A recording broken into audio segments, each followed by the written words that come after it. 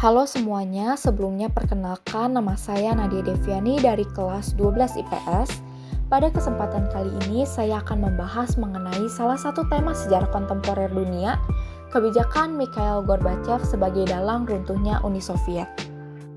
Perlu kita ketahui sebelumnya bahwa Uni Soviet adalah wilayah bekas gabungan antara Eropa Timur dan Asia Utara, serta Asia Tengah yang menganut paham komunis. Diawali pada Maret 1985, Majelis Tinggi Uni Soviet memilih seorang tokoh muda yang membawa pengaruh bagi warga Uni Soviet dan bagi seluruh dunia, yaitu Mikhail Gorbachev. Mikhail Gorbachev merupakan tokoh paling muda yang pernah memimpin Partai Komunis dalam sejarah Uni Soviet. Namun, pada awal masa kepemimpinan Gorbachev, Uni Soviet sedang mengalami stagnasi dalam berbagai bidang, seperti ekonomi, politik, dan sosial. Stagnasi yang terjadi membawa Uni Soviet dalam keterpurukan. Keadaan Rusia yang semakin terpuruk membutuhkan perbaikan secepatnya. Oleh karena itu, Gorbachev berupaya untuk mencari solusi dan alternatif dari permasalahan yang sedang melanda Uni Soviet. Gorbachev telah melakukan diskusi dengan beberapa tokoh penting Uni Soviet, dan hal tersebut dilakukan jauh sebelum ia terpilih menjadi pemimpin Partai Komunis.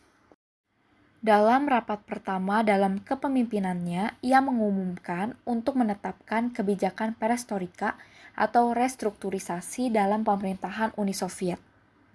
Perestroika adalah sebuah restrukturisasi untuk mengantisipasi proses stagnasi dan kelumpuhan total dengan menciptakan mekanisme percepatan yang efektif bertumpu pada kinerja dan karya nyata masyarakat, pada perkembangan demokrasi dan keterbukaan. Penerapan perestroika tidak dapat dipisahkan dari penerapan demokratisasi dalam masyarakat dan pemerintahan Uni Soviet. Menurut Lenin, sesungguhnya sosialisme dan demokrasi tidak dapat dipisahkan. Dalam prinsip sosialisme ditekankan bahwa dari masing-masing sesuai kemampuannya, kepada masing-masing sesuai pekerjaannya dan berupaya untuk menegaskan keadilan sosial bagi semua. Hak yang sama bagi semua, hukum yang sama bagi semua, jenis disiplin yang sama bagi semua, dan tanggung jawab bagi masing-masing. Selain itu, Gorbachev mengeluarkan kebijakan Glasnost keterbukaan dalam program perestroikanya. Glasnost dianggap penting untuk dilakukan karena pada pemerintahan Uni Soviet, negara memiliki kontrol yang sangat kuat terhadap masyarakat dan pemerintahan. Selain itu, masyarakat tidak diperkenankan untuk melakukan kritik terhadap pemerintahan. Keadaan negara yang sangat tertutup terhadap kritik dan tekanan dari masyarakat menjadikan negara menjadi lemah. Glasnost telah mendorong pemerintahan untuk lebih transparan dalam informasi kepada masyarakat terkait kebijakan yang diambil dan tindakan yang dilakukan. Kebijakan Glasnost telah mendorong masyarakat untuk mengkritik dan memberikan suara atas ketidakpuasannya di berbagai bidang, seperti ekonomi, sosial, dan politik. Dengan demikian, kritik dan saran dari masyarakat akan memberikan masukan dan akan semakin memperbaiki keadaan Uni Soviet. Sedangkan reformasi politik yang dilakukan Gorbachev, ia melakukan perubahan dalam berbagai bidang, antara lain membangun masyarakat sipil dari bawah terkait dengan konsep keterbukaan yang dilakukan oleh Gorbachev. Masyarakat diberikan kebebasan dalam bidang media dan organisasi untuk memberikan saran, kritik, dan pendapat mengenai negara, sehingga dapat menjadi masukan kepada negara untuk menjadi lebih baik lagi. Selain itu, Gorbachev melakukan pemisahan partai dan negara. Gorbachev menginginkan agar negara menjadi merdeka tanpa dikontrol kekuatan dari partai. Kebijakan lain yang dibuat Gorbachev adalah memisahkan kekuasaan eksekutif dan legislatif. Hal ini dilakukan agar presiden lebih memiliki kekuasaan dan kebebasan untuk menentukan pemerintahannya. Selama ini, presiden berada dalam posisi yang lemah.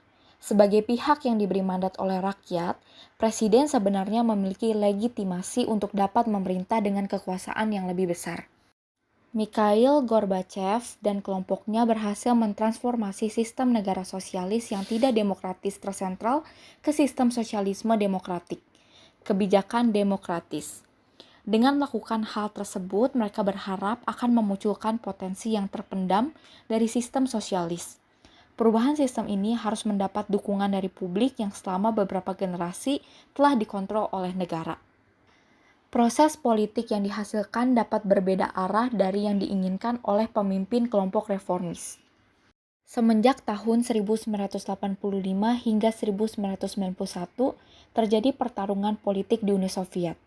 Hal ini diakhiri dengan kekalahan dan kehancuran Partai Komunis, runtuhnya sistem negara sosialis, dan runtuhnya negara Uni Soviet itu sendiri. Pertarungan ini semakin kompleks dengan sistem satu partai Soviet. Pertarungan terjadi di dalam Partai Komunis. Pertarungan ini terjadi juga di media massa untuk mempengaruhi opini publik.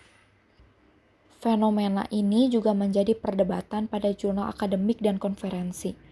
Para intelektual mendebatkan arah reformasi politik dan ekonomi.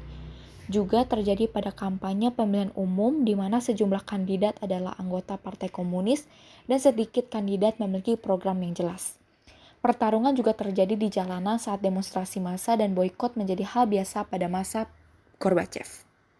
Saat tahun-tahun perestroika, gerakan oposisi berkembang pesat di Uni Soviet, dan Boris Yeltsin muncul sebagai pemimpin. Gerakan oposisi ini muncul tahun 1989 ketika pemilihan umum pertama dilaksanakan. Gerakan ini melahirkan sejumlah organisasi penting, seperti Interregional Group of Deputies and Democratic Russia. Gerakan oposisi yang dipimpin oleh Boris Yeltsin memunculkan tema antara lain demokrasi, kebebasan individu, dan reformasi ekonomi. Gerakan ini dikenal sebagai gerakan pro-demokrasi. Namun mereka gagal dalam memisahkan diri dari arah kebijakan yang dibuat oleh Gorbachev. Sementara Boris Yeltsin dan pendukungnya mendukung demokrasi dan kebebasan individu, pada akhirnya hal yang mereka perjuangkan adalah keinginan untuk mengganti sistem Uni Soviet dengan sistem kapitalis yang sama dengan negara barat. Dalam pandangan ini, tampak bahwa gerakan Boris Yeltsin menuju pada koalisi pro-kapitalis karena keinginan kuat untuk membawa kapitalisme sebagai ideologi yang menentukan. Program reformasi Mikhail Gorbachev perestroika menciptakan kondisi yang menumbuhkan koalisi pro-kapitalis yang akhirnya dianggap sebagai pemenang dari pertarungan bagi arah masa depan bagi masyarakat Uni Soviet. Mereka memenangkan pertarungan karena ia dapat menyatukan, terutama dalam perubahan realitas institusi pada sistem Uni Soviet, mendapat dukungan dari masyarakat yang aktif dalam perjuangan bagi perubahan sosial. Sekian penjelasan dari saya, segala sumber ada di description box. Semoga mudah dimengerti, terima kasih.